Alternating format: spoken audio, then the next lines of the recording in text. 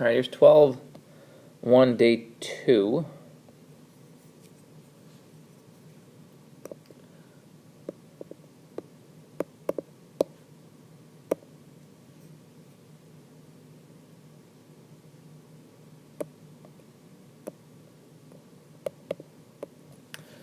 So we get into estimating parameters, which is another way of saying a confidence interval or a significance test.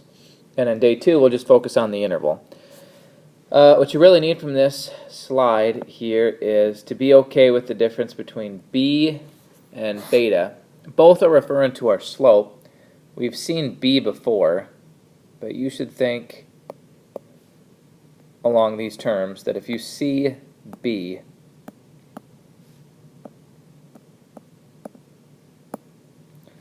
that's your sample slope. Beta is your population slope.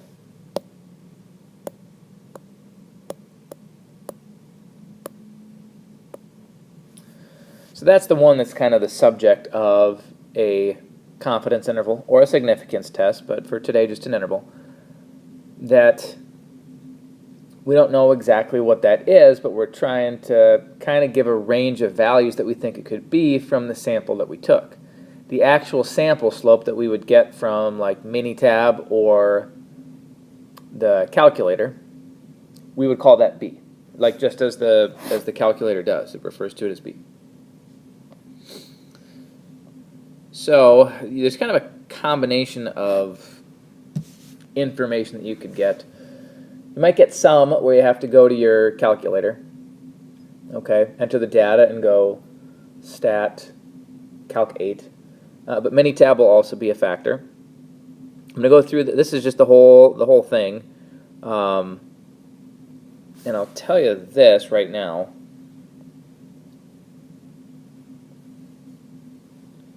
You're still going to find those numbers we're not going to look at all, okay? But I'll kind of go through piece by piece here to make sure you've got all the parts that you need. So the context isn't one that we worked with, and I honestly don't care what it is. I think it's a line that compared some kind of like paper helicopter that was made, and it compared the height it was dropped from and the flight time, like how long it took before it hit the ground. So that's whatever, not that big of a deal. We're not going to do anything more with this particular problem. But what I really want to talk about here, and each of these slides has interpretations that go with them. I'm not going to totally dive into those.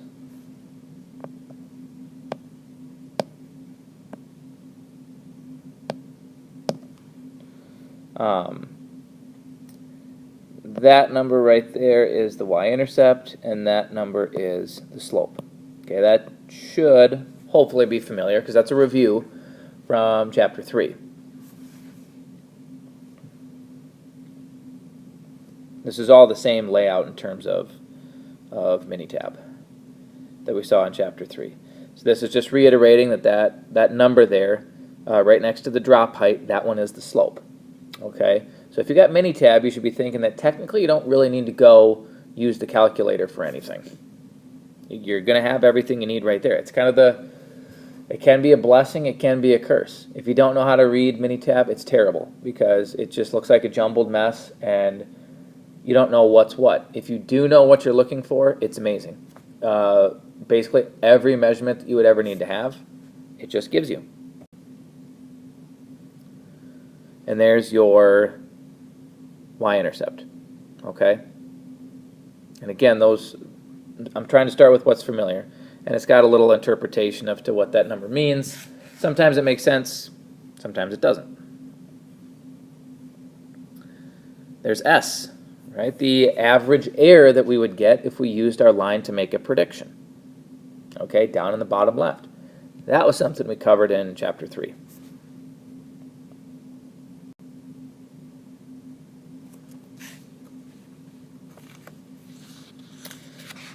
Okay, I'm now going to take it how a confidence interval is going to be structured. Okay, and I'm going to go back and highlight on the Minitab where some of this new stuff is going to be. For B, we've already seen there, that's on the Minitab. The standard error, which has the formula right here, okay, I'm just going to give you a little note here. That formula you don't need. Minitab has that number on it. Okay, so basically Minitab, Minitab, and I suppose we hadn't disclosed this before. Kind of the good news with an interval on slopes is they follow a t-distribution. Okay, so it uses the same degrees of freedom and the same critical values that means do, with one little exception, that unlike means where degrees of freedom is n minus 1, with slopes it's n minus 2. Okay, so really Minitab and Table B, you'll be able to go and get what you need. Okay, so the one new number on Minitab that we got to be okay with, this is now back to our project data on the row and the performance on the test. Okay, the standard error for your slope is right there.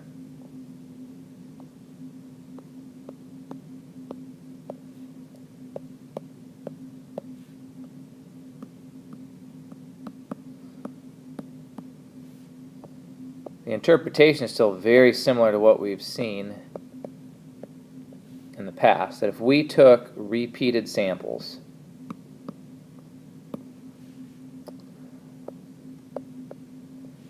we'd expect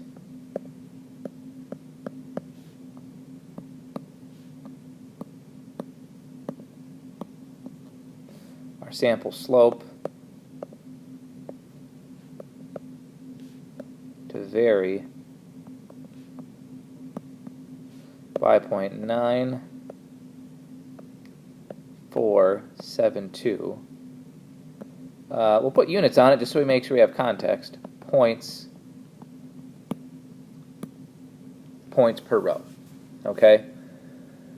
Standard error always tells you how much variability we would have just due to chance if we did repeated samples. Okay, now technically this would involve like repeated samples of 30 students. Okay, I could have added that in there to get a little more context. If we took repeated samples of, 30 scores from students, we'd expect that the slope would vary by 0.9472 points per row. Okay, now with means and proportions, that number we would have to get from a little formula, but not here. So now, to get the actual 95% confidence interval, negative 1.12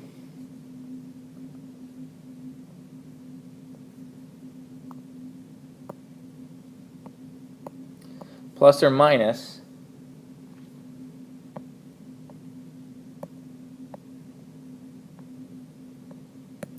there's a t critical value that would come from 95% confidence, and we could go to Table B and use 28 degrees of freedom. Sometimes we're used to using T-star, which you can only do if you used a degrees of freedom where you couldn't get the critical value, but at 95% confidence with 28 degrees of freedom you can. And then to finish it off, this is where the 0.9472. And I showed you the formula that goes with it. You just don't need it. Minitab has it right there. It sits right next to the slope. Okay? You'll see on Minitab this whole row is all about the slope. So right here it tells you B, and then look right there. Right next to it is the standard error of B. Okay, when you see this will come up with significance tests. That is the t-score that you're thinking of. That's the p-value that you're thinking of in terms of your do step in a significance test. Okay? But again, we mentioned that those numbers we'll never use. Okay? Now the last thing I should add to this is our actual interval, which would be negative. And you could really go one of two ways here. You could just number crunch this yourself. There is a way to do it on the calculator. I think you have to have your data to do it. I'll put together the tutorials, but this is actually a situation where you really don't need to use them. You would be pretty safe going without them. 8. Okay. And as we saw on the sampling distribution that we made in class, yeah, it crosses 0. Okay, so now, as far as like convincing evidence that, you know, the row really made a difference in terms of like the farther back you sat, does it give you a lower predicted score? We're definitely not convinced. Because a slope of 0 would mean that there is like no association at all, right? Going back a row doesn't give you any prediction about scores.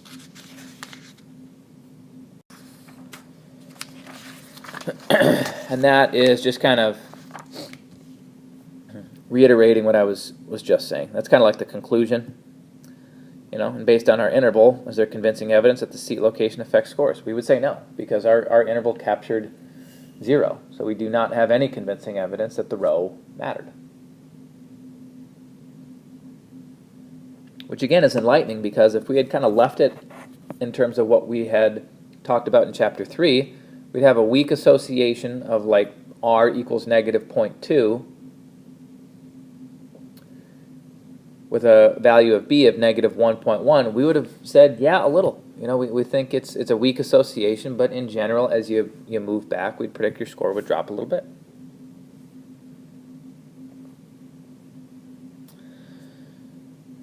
This is actually a familiar context. I'm reusing some data from chapter 3. Looks like a different story here. Okay, this was the one where we are adding sugar to flowers to see if they last longer. You have your scatter plot, your residual plot, right? This stuff right here, you won't see we'll use a ton. If you were to verify conditions, you would really, really need those two things. We don't, just because we're not going to worry about conditions. Now, the numbers I am worried about from here is, I know I absolutely need that number, and I need that one. Right? That's B, and that's our standard error. And in the do step, those numbers are going to come up. All right, so here's what it would look like.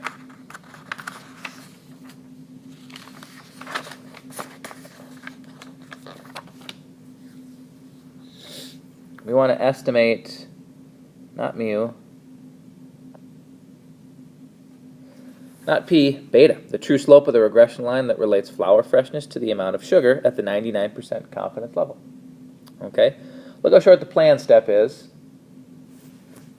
I'm going to rename it here a little bit.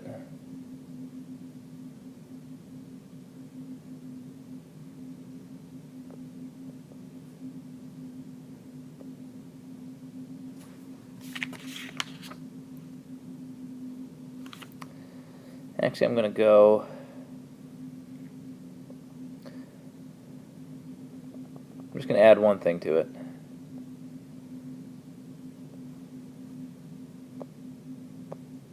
going to say a t interval for beta.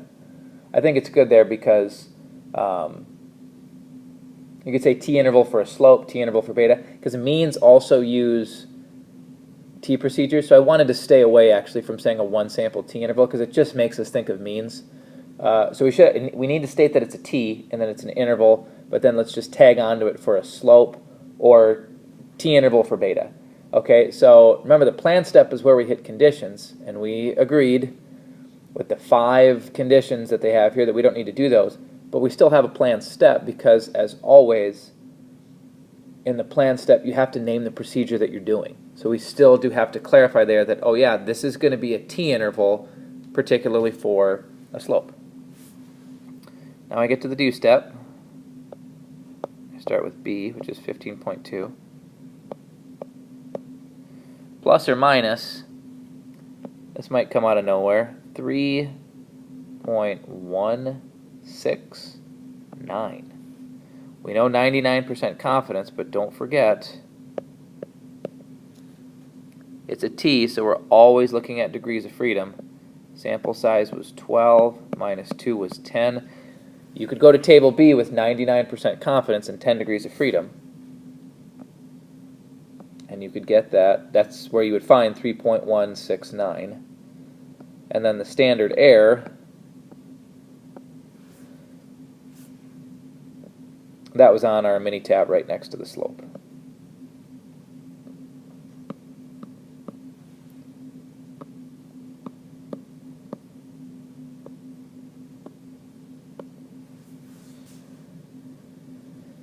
And there's your interval, and we're 99% confident that interval captures the true slope of the regression line that relates flower freshness to the amount of sugar. Okay?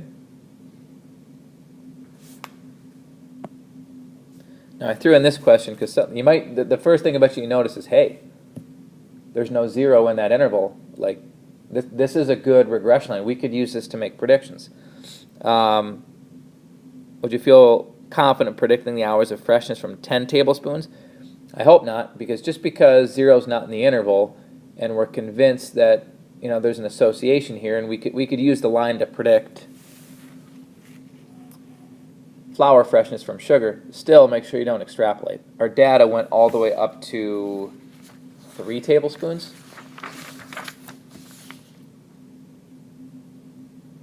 Yeah, 0, 1, 2, and 3. So don't get carried away and predict it from 10, because you still don't want to do that.